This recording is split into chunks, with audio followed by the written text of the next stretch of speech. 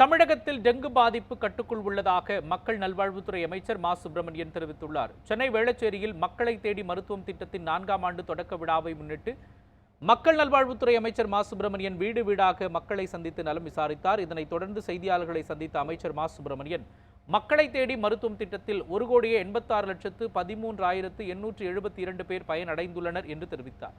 மேலும் சென்னையில் அடுக்குமாடி குடியிருப்புகளில் உள்ளவர்களுக்கும் மக்களை தேடி மருத்துவம் திட்டத்தை கொண்டு செல்ல 104 என்கிற அவசர கால எண் அறிமுகப்படுத்தப்பட உள்ளதாகவும் கூறினார். தமிழகத்தில் டெங்கு பாதிப்பு கட்டுக்குள் உள்ளது என்றும் அவர் கூறினார்.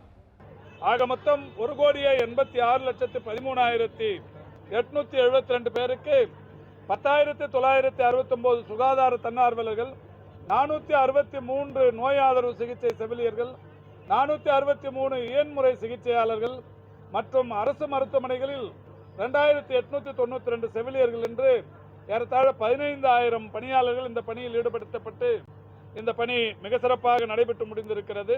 இன்றைக்கு இது 4ஆம் ஆண்டில் அடியெடுத்து வைத்திருக்கிறது.